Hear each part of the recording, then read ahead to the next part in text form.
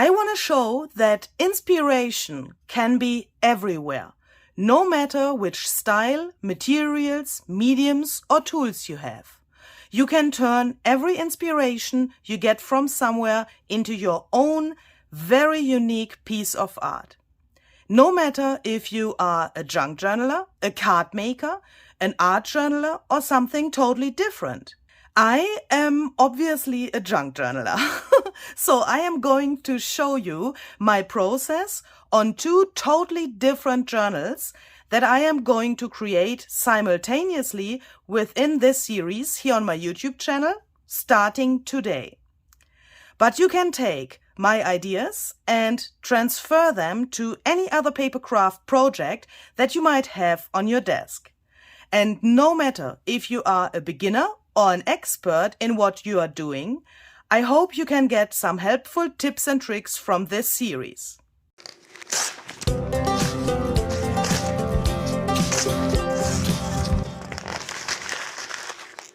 Hello, this is Luisa Heinzel. Welcome to my channel Junk Journal Art. Thank you very much for joining this new series here on my YouTube channel. As you can see, my desk is nearly completely clean and empty. I have a cup of coffee here because I like to enjoy a coffee while thinking about a new project. But what I'm trying to say is we are going to start something from scratch.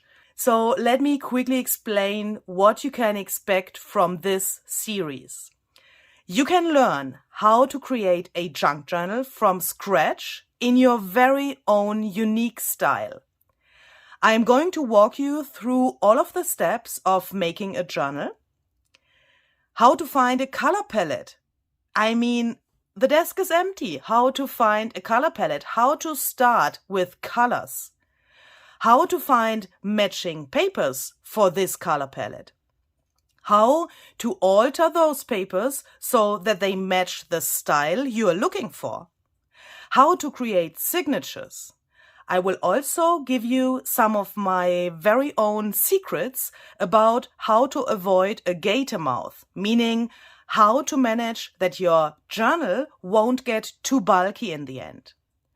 We are going to create different pieces of ephemera, page decorations, pockets and other places to store ephemera and journaling cards, for example. And I will also show you really easy and fun mixed media techniques for beautiful backgrounds on your junk journal pages. And of course, what would a junk journal be without a cover? That would be just a bunch of paper.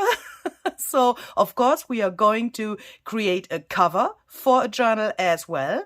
And I will show you how to bring the pages into the cover. Within this series, I'm going to work on two totally different journals simultaneously. What the heck? Yes, I'm going to do that to show you that you can take every inspiration from, for example, a photo, a video, or wherever you got it, and transfer that idea to your project. You only need to know about some techniques how to do that, and perhaps some tips and tricks how you can do that. Then it's possible. And I want to prove that within this series that I'm starting today here on my channel. So I have decided for two very opposing styles of two journals.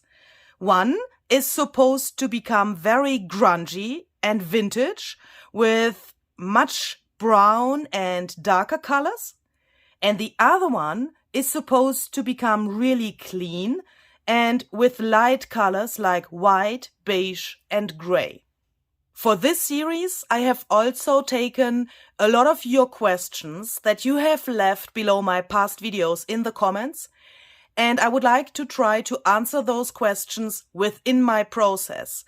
There are many questions that I read very often, and one of those questions is, what can I do when I'm sitting in front of my empty desk with all of my supplies around me? It's really cozy. I have my coffee, I have a little bit of music, for example. It's warm, it's everything that I need, but I don't know how to start. Yeah, my desk is empty, my brain is empty.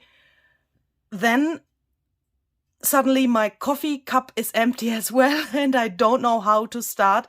I don't know how to find a motivation to start or a thing that I can take and just do it. Yeah, some people that are showing how to make a junk journal, they say just do it. But this sentence is so difficult in the reality that I thought we are going to start with that. What can you do when someone says just do it, just start? Yeah, but where can I start when I sit here and I think I want to do it and I don't know how to do it, and then perhaps I lose my motivation to do it because I'm overwhelmed, because I don't know where to start.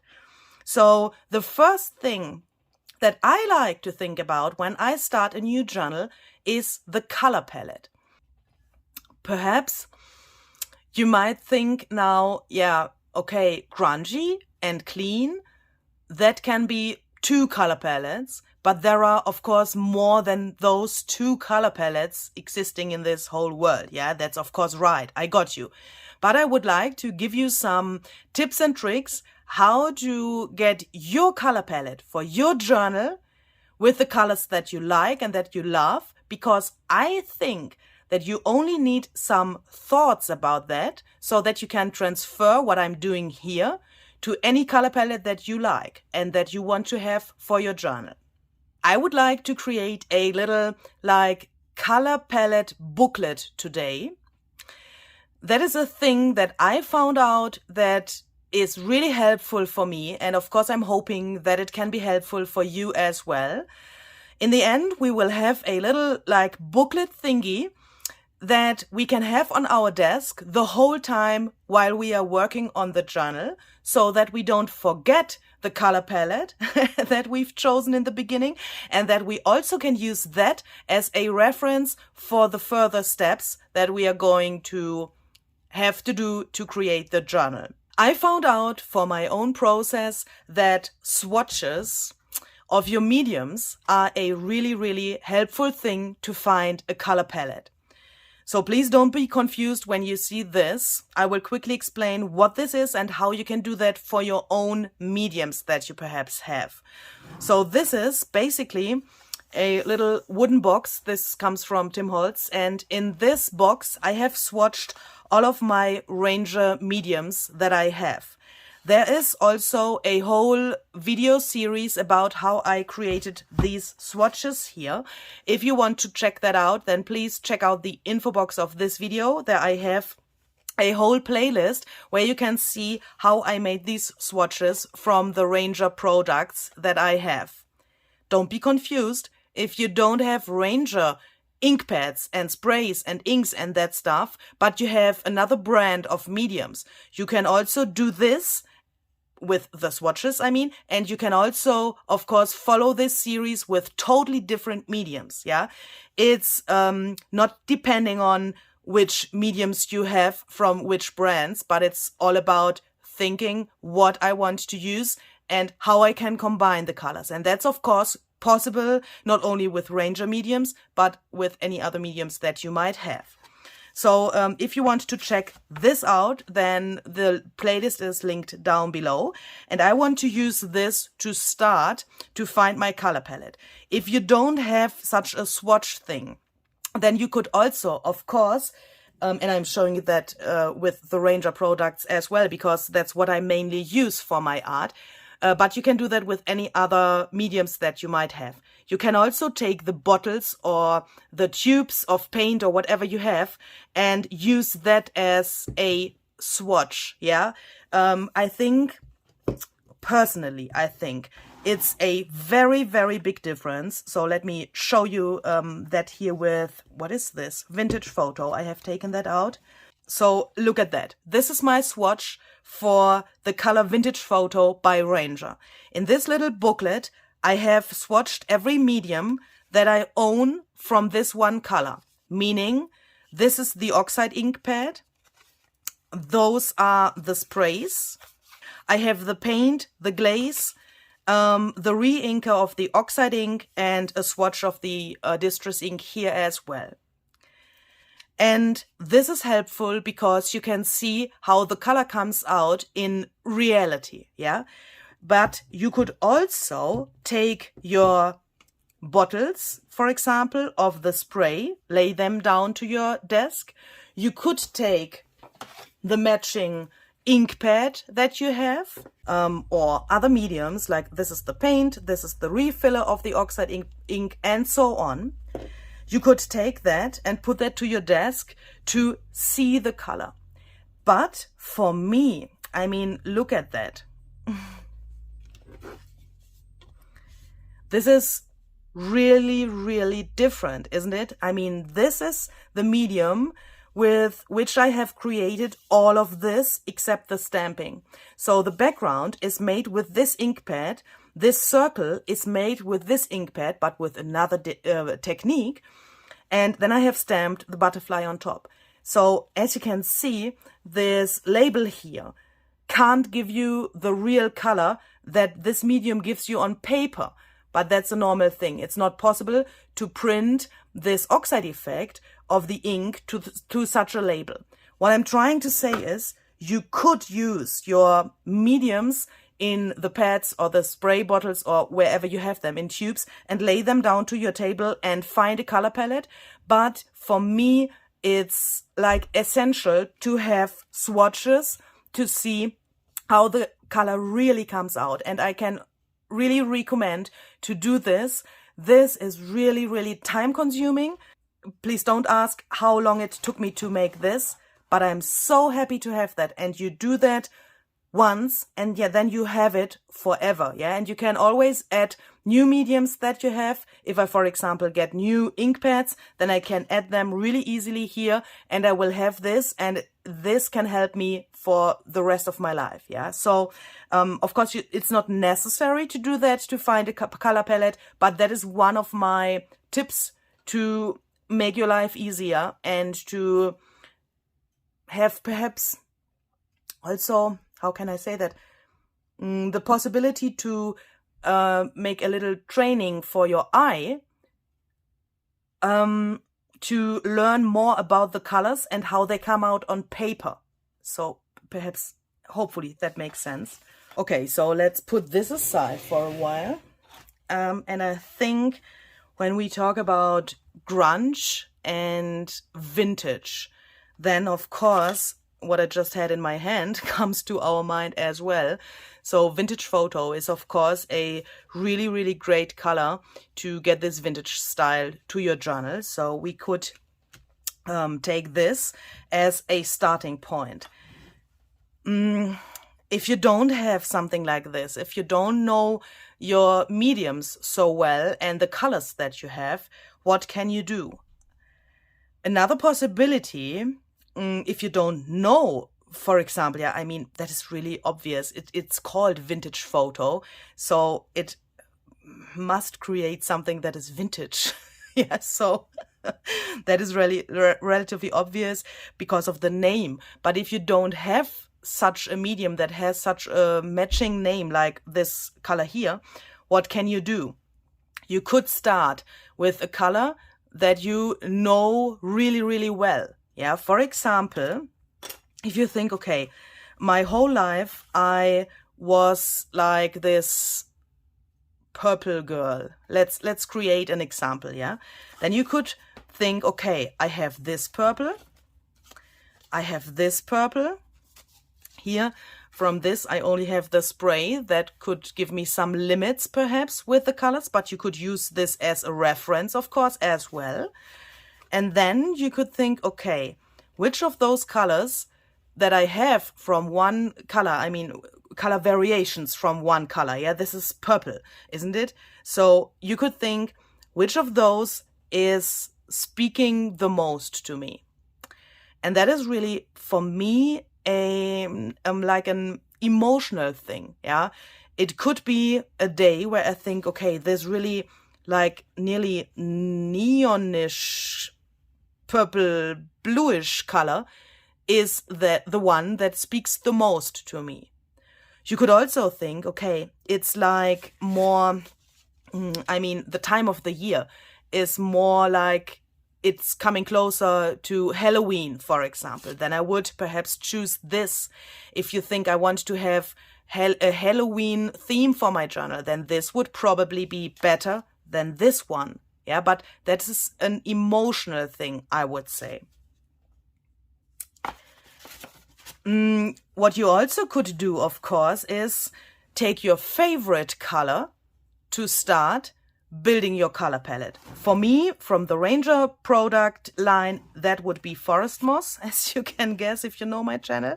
So this is Forest Moss, a really, really amazing green that has some yellowish things in it as well. And the oxide spray and also the ink pad has some of this grayish and sometimes even orangey color in it. So I'm really, really in love with this color. That could also be a thing to start with. And when you think, okay, the color name tells me something about the style. For example, vintage photo tells me, ooh, that has something to do with vintage. Yeah, pick that and then take your favorite color, or for example, the purple that you've chosen before, and put that here. Look at that and think, okay, can that go together? That is also, I would say, an emotional thing when you put that next to each other to feel if this feels right. That is really like it sounds, when I say that, it sounds like it is not a really good tip, but please try that out. Put the colors next to each other and then look if that is harmonious for your emotions. In my opinion, junk journaling has a lot to do with emotions. And when you can't feel that this is harmonious, then it is not the right color palette for your journal, in my eyes. Perhaps you might think, okay, this matches really well, but this doesn't fit in here. Take that away and look at this. For me, now, this is way more harmonious than it was when we had the Forest Moss here. When you have that and you think, okay, I have two colors now, go on with that. Yeah. So, for my journal, I don't want to have purple in the grungy version of the journal. So I will take that away. So this was only an example to give you some, things to think about. But I would like to go more into the brownish area of this Ranger color palette. So let's see, what else do we have here? We have ground espresso. We have walnut stain. Then we have frayed burlap. That goes already into a more, I would say, grayish direction. But as you can see, that would also fit really well.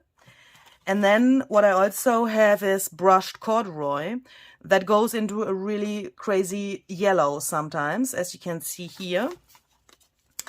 But it also has this color in the oxide spray. So this is the swatch of the oxide spray of brushed corduroy. And I'm totally in love with this greenish grayish thing that the oxidation makes here. So that can also be something that you could consider for your color palette. You could take a special medium of one and the same color. So in this case, the oxide spray. And then you could take all of that you have laid down to your table before. You could take that and then you could compare that. Would that go together? This, especially the oxide ink here on the circle that I have just applied with a brush, matches really well with this greenish color here, I would say. So this would go really well together in my eyes. Also, this could go really well together. When I see this, so this is ground espresso compared with the brushed corduroy. No, not compared with brushed corduroy. I'm sorry, that's not correct. Ground espresso in combination with brushed corduroy compared to vintage photo in combination with brushed corduroy. what do you like better? I mean, this is very warm, I would say. This is colder and way more grungy, I would say. When I then see this embossing powder here that I have from the brushed corduroy color, and I compare that to ground espresso, I think that this is a really, really great combination. And I can also recommend to not overthink that. When you now think, okay, I like this better, and this also would go well together, and I like that better than the vintage photo, then take this and put it out of your way. Put it away from your eyes so that you can't see it anymore, and that you then also can't get confused by having another color here. So if you have decided that, go with that decision. Don't make any changes about that, because there are so many different possibilities. Yeah, the vintage photo also would work with this, no problem. But I think it's essential to make decisions and go with those decisions. That means I'm taking ground espresso instead of vintage photo to combine that with the brushed corduroy here, like this. And shall we add another brown, or is that already enough? Can we decide that now? And if yes, how? Yeah, how can we decide that? So for me, walnut stain is really like warm as well. Yeah, that's the same problem like with vintage photo. This is some kind of confusing, I would say, for a grungy journal for this first step of making the color palette. I'm not saying that I can't add some walnut stain later on when I'm in the process of making the journal. I don't say that, yeah? I'm just talking about finding a general color palette for those first steps to go on. So when I decide that this is some kind of confusing, I will take that and put that out of my way, away from my brain. The next thing that we had was frayed burlap, and I think that this grayish kind of oxidation, I have a problem with that word, I'm sorry. This is really grayish, yeah, and this in the brushed corduroy is some kind of grayish as well, even if it's green at the same time. But can you see that this goes really well together? This is absolutely fantastic. And for me, when I look at this, this is both of those colors are relatively far away from each other for my emotions. So this is brown and dark. This has something special, something light, something that is in some kind of some kind of unique in some way. And I want to have something that is in between here. And for that, frayed burlap for me is the perfect color. We have the brown in some way that we have here, but we also have this grayish and some kind of special thing that we have here. And unfortunately, I don't have the oxide spray. As you can see here, the swatch is empty here, but when we look at the spray stain, we can see that there's some kind of a greenish, really grungy color as well. Here it's spritzed onto coffee dyed paper. This is a coffee dyed book page, and this is watercolor paper, so that I can see the different reactions of the spray.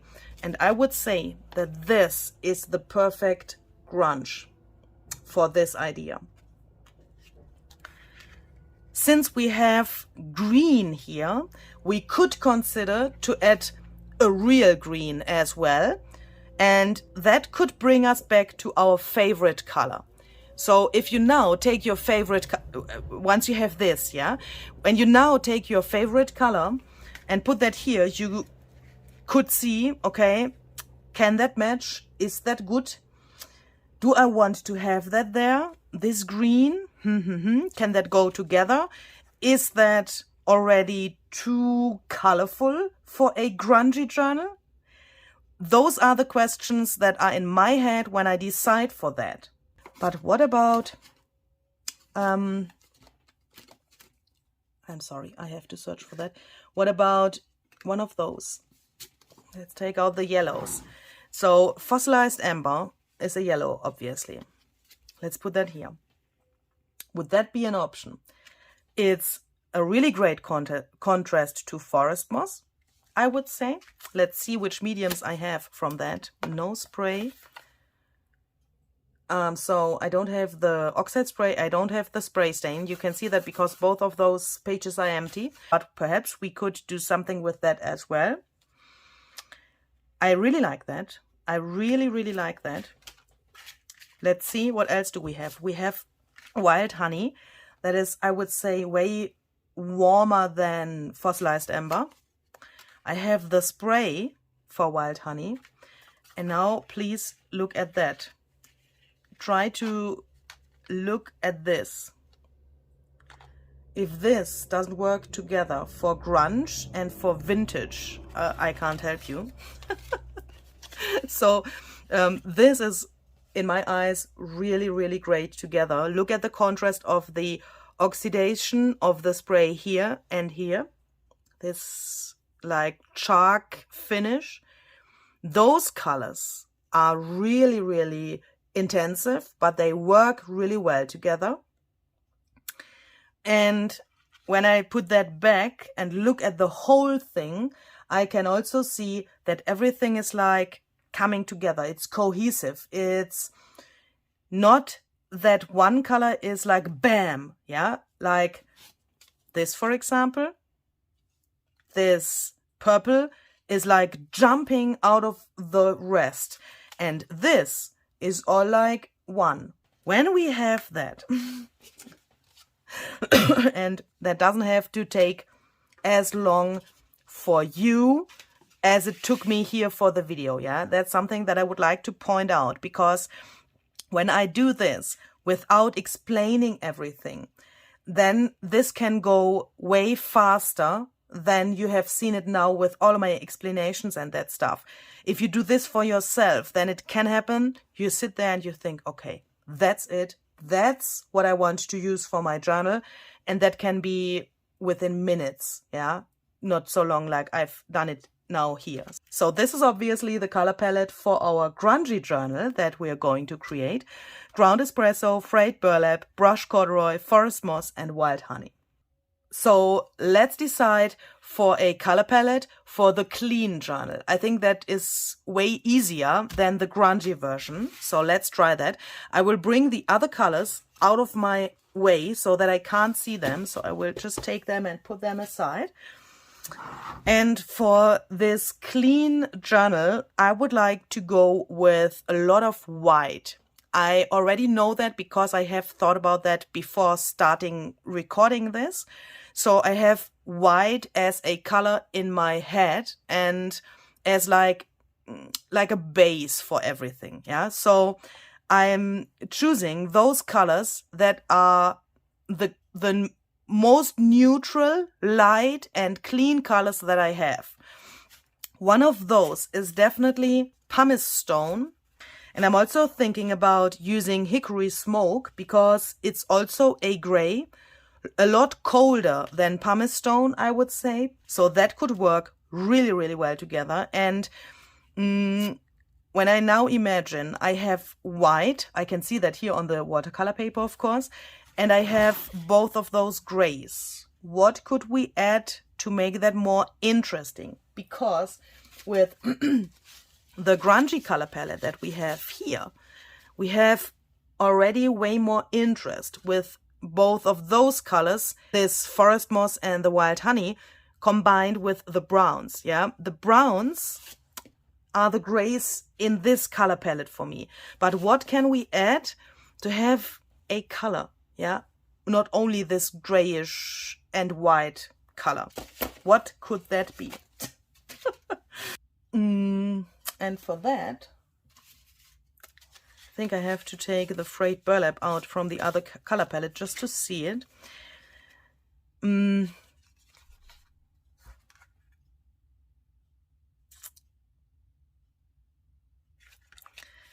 I think that the oxide ink from the frayed burlap could work. that could work. This is already too grungy, it's too greenish, it's too bam for that, what I'm thinking. Green doesn't fit into my plans for this, but I think that the oxide ink could be really great as like an accent somewhere combined with the other things. So let's try that. Let's try to use hickory smoke, pumice stone and frayed burlap for the clean journal color palette. So now I want to take just some paper. This is just a paper where you can put wet mediums on top. You could use watercolor paper, so this is some kind of a watercolor paper. As you can see, you can also use that with watercolor pencils. But what I'm trying to say is use something that is meant to use the mediums on that you have chosen. If you have chosen to use acrylic paints, for example, then you probably need another surface for doing this. But I know that those mediums that I want to use work on this paper. You can also use, of course, your favorite paper, or if you have a paper in mind that will go into your journal, please use that, so that you can see how the colors come out on the paper that you want to use in the journal. That can be really helpful if you already know which paper you want to use. Okay, so let's start with the grungy color palette to make this little kind of paper pad that can help us during the process of making the journal. I have my swatches here, and now I have taken out exactly those colors that I have chosen before from my oxide ink pads, because oxide ink is for me my favorite medium. Why am I telling you that?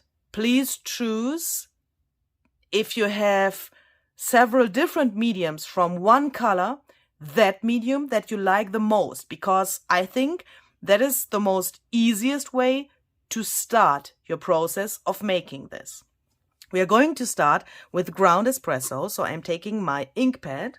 You take whatever you like, your acrylic paint, watercolor or whatever, and then please just throw it to this paper. For the ink pads, there's a really easy way. Just take the ink pad and do it like this. And I really like when there's such a circle in the middle. This ink pad is a little bit like not so juicy, so here we get no ink.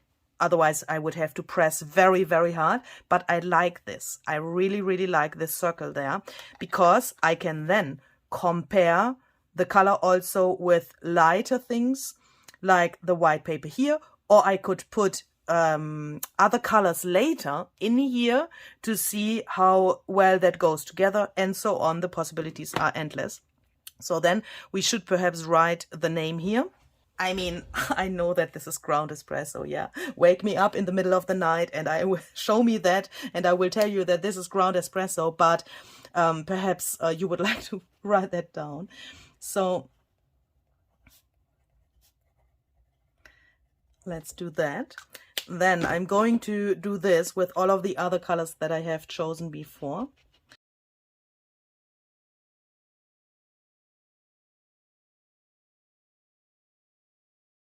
We are going to take this, and I will just rip that off here. So we have that. And as you can see, I'm just leaving those inks like they came out from the ink pad. I haven't added any water yet, yeah, because this is just the base for the rest. But as you can see, this is, I mean, this is telling us a lot, isn't it? You can see that this is this. Do you know what I mean? So now I will put that aside, not only to let that dry really good, but also to make the same thing for the clean journal color palette. So we had frayed burlap as the color that we have in both of the color palettes. So we need that, and we have those. So we need the frayed burlap back, and then you can see here on the swatch that this is empty on the pumice stone swatch, meaning that I don't have the oxide ink pad, so I have to use now what I have. I mean, yeah, so that is the spray. So I will quickly take out the spray. Here we go, pumice stone. And then we are going to need hickory smoke. So here we go. So let's start with frayed burlap. Then I have to take this out of the way to make sure that I don't spritz to my swatch. That would be not so good with this pumice stone spray now. So I will put a little bit of that here, just here.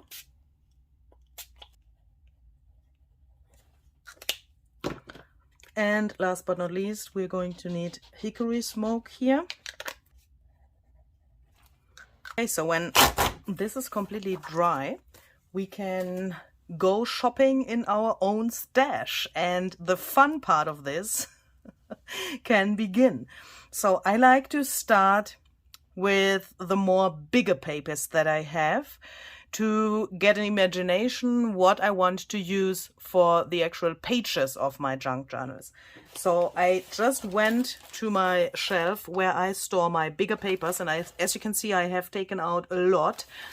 That doesn't mean that I will use everything that I have taken out, but I want to have a variety that I can choose from. And the first paper that I have here is this one. This is just some onion dyed paper.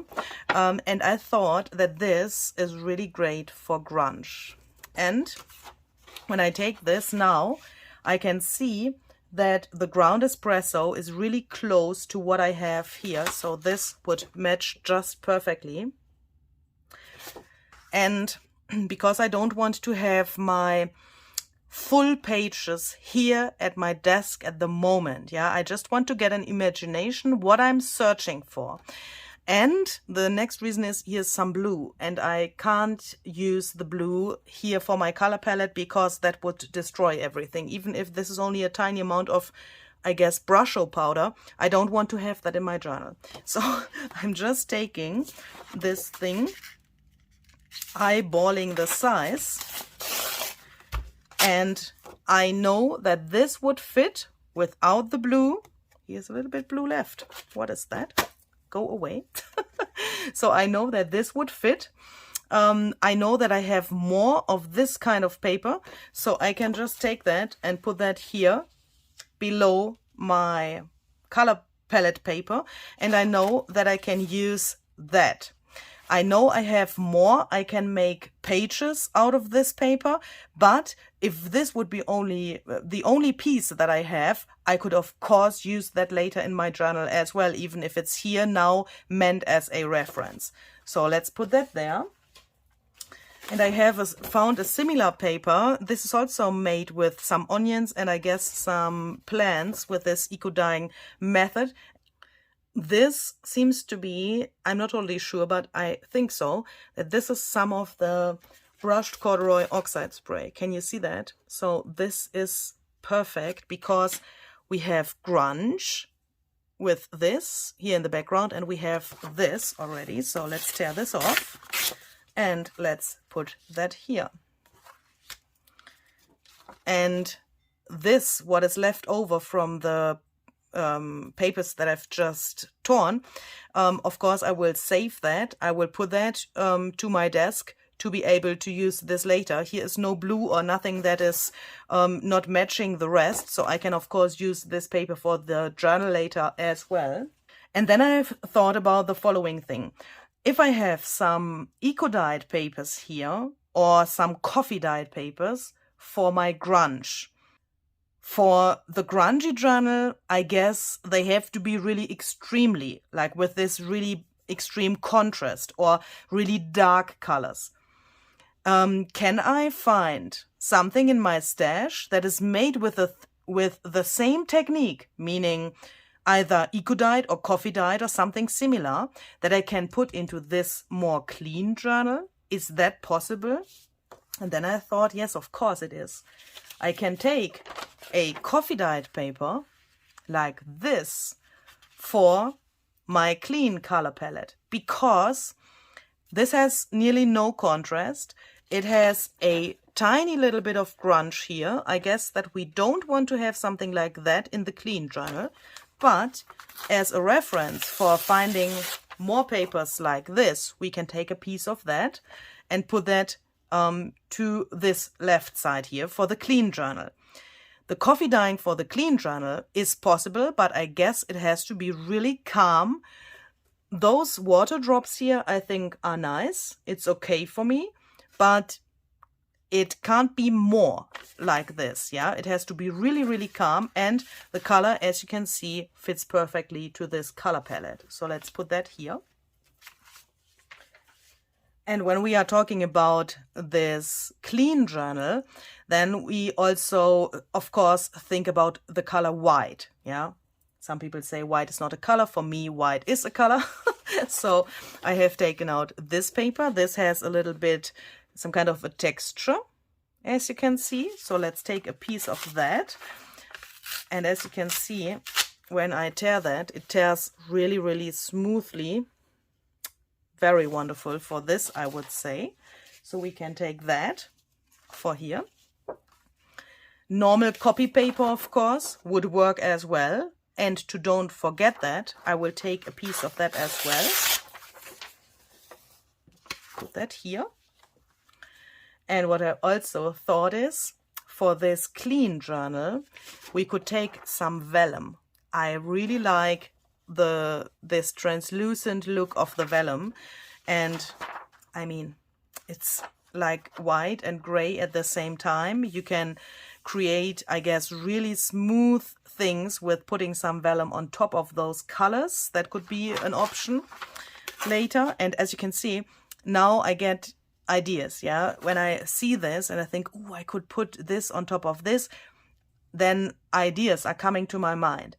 I guess it doesn't matter if I will do that later, but I have the ideas and I have things where I think, okay, I can go on. I'm not sitting at my desk and staring at my papers, but I have something to do and I have something to think about. And that's, I think, a very important point to come into the actual process of making the journal. Then I have found this paper, and first I thought, oh, it's a little bit gray. And when I see it now, so I thought it would be matching this color palette, but when I see that now, I think it's really, really dark, isn't it? I mean, it has something of the hickory smoke, but it's totally a different gray. And I think it's too dark. It's really too dark. But what we could do is we could put some gesso on top, perhaps, to use that.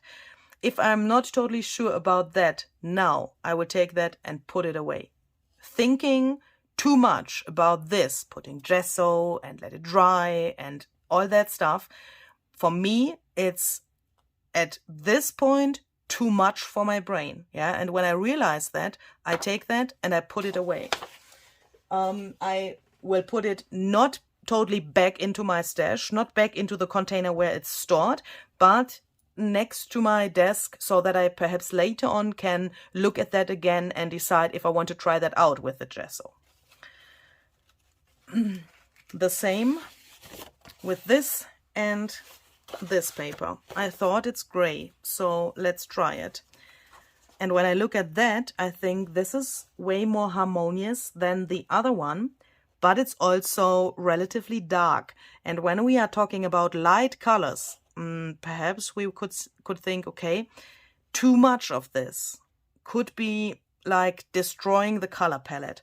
But what I like to do then is, look, I have relatively big pieces of those colors here, and I can just take a tiny bit of this to remind me to take a tiny amount of this paper and a tiny amount of this. So what I'm trying to say is, the size of the papers that go into this thing here can also give you a help of the amount of a special kind of paper that you want to use. When you see that, you think, okay, this is harmonious again. There's nothing that is too much compared to having a bigger sheet of this here. That would be totally crazy. I hope you can agree. So this could also be a help to find the right amount of a special paper that you want to put into the journal. So of course we don't want to lose those pieces here, so I will just take them and staple them to this vellum here so that they are attached here. And with exactly the same thoughts that I've told you before, you can now go to your stash of papers, of course, and choose what you think matches this color palette, or this, or if you only have one, of course, which matches your color palette. So when I have all of that and I'm happy with that, then I'm just taking everything, and here's the top, of course. I'm taking all of the papers and I'm just putting them here, lining them up with the top of this paper where we have the ink for the color palette. So that everything is here on the top. And that doesn't really matter how accurate this is, but please make sure that you have, what is this? That you have everything here lined up with this top edge, otherwise the papers will fall out later. And of course we don't want to have that. So basically, I'm creating a little paper pad out of all of those pieces here.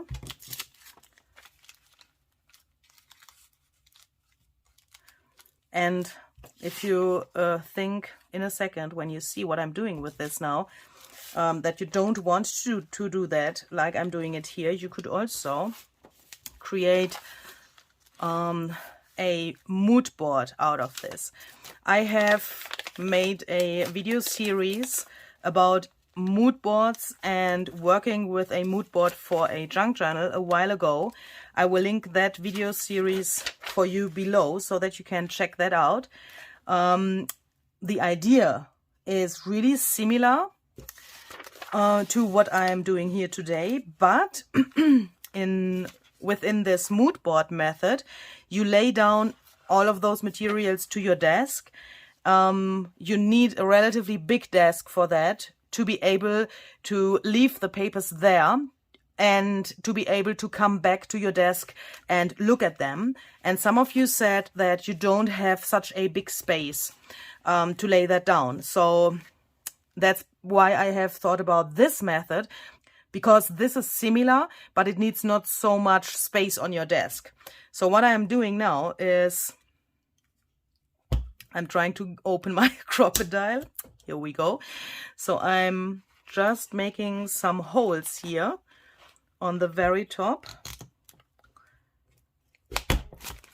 And if you are a beginner with junk journaling and you perhaps think, which tools do I need to start, or which tools are helpful not only in the beginning but also for the rest of my junk journaling time, then I can recommend to buy a crocodile, because this tool is really helpful. It can make holes through a really big amount of papers, as you can see here, and it also is able to set eyelets, and that's of course also really helpful for creating a junk journal, for example junk journal tags or wherever you need eyelets. And now we have this. Is that really attached there? Ah, yes, I guess so. So now we have this little paper pad, and this is, as I said, similar to the mood board method, but it takes not so much space on your desk. And now you can just flip through this and see what you have chosen for your junk journal, so that you have an orientation for the papers that you want to use. I will quickly do the same thing with the grungy papers. Okay, so now we have this here for our grungy journal as well as a reference with all of the grungy papers in it. And in my next video, I would like to show you how I use this as a reference, and this of course for the other journal as well, to make the actual pages for both of the journals. I would like to show you how I cut and tear my papers to match this kind of style or this kind of style that is totally different. I would like to show you some techniques, how you can take the papers that you have chosen and bring them into a really grungy style and a really clean style just by cutting and tearing and distressing them. Really cool thing. And I would also like to give you some tips and tricks about the size for junk journal pages, and we will put them together into signatures. The signatures are those single little like booklets that we later on put into the journal. But I will explain that in the next video if you perhaps haven't heard about that yet. I hope you like this. I hope you can find something that you can use for your own junk journals. Let me know in the comments what you think about this and if this was helpful. And of course, if you have any questions, please leave a comment and I will do my best to answer that. See you the next time. Bye bye.